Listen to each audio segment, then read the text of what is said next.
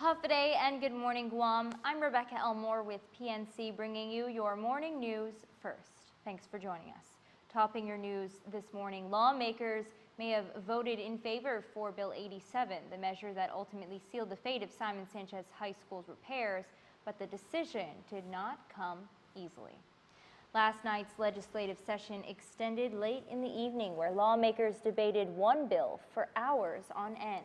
That measure was Bill 87, an act to transfer $430,000 from the Capital District Fund to the Guam Department of Education for maintenance and desperately needed repairs at GDOE schools, some of which would go towards Simon Sanchez High School.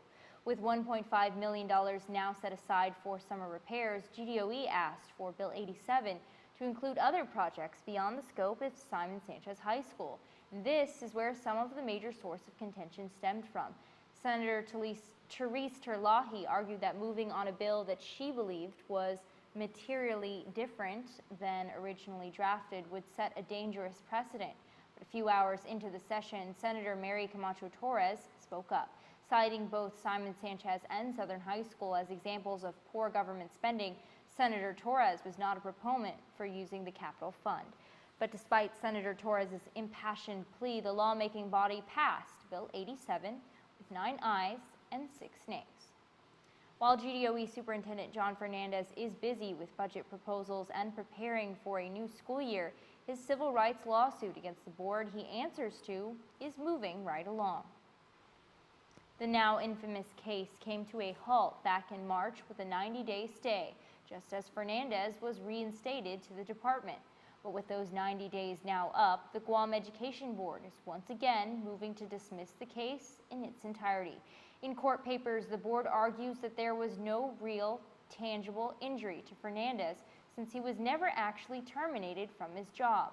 Last year, the board voted to terminate Fernandez based on several allegations, some of which involved sexual harassment claims.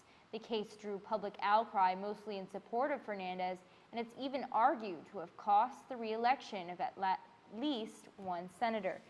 Fernandez then sued the board and the individual members who voted to fire him for a total of $7 million in damages. A settlement conference was held back in March, but it's not clear if the parties have negotiated a deal.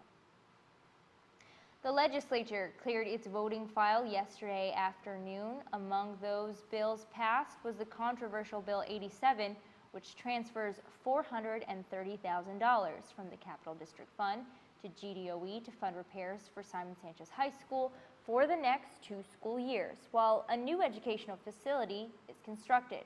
The bill passed 9-6 with Senators Tom Atta, Jim Espaldon, Therese Terlahi, Mary Torres, Regine Lee, and Talina Nelson voting no.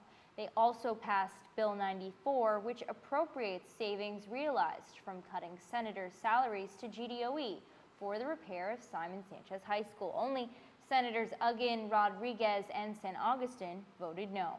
Senators also unanimously passed Bill 69, which requires rev and tax to collect fees and issue business licenses for the commercial cultivation, manufacturing, laboratory testing, and dispensary activities for medicinal cannabis. They unanimously passed Bill 72, requiring that executive branch agencies of the government of Guam amortize payments of municipal leases into equal monthly installments throughout the fiscal year. Lawmakers passed Bill 95, which grandfathers existing electronic signs. Well, as always, for the full report of these stories, be sure to log on to our website at pacificnewscenter.com, and don't forget to check out our social media pages, our Facebook, Twitter, and Instagram. Have a wonderful morning, everyone. We'll see you Monday.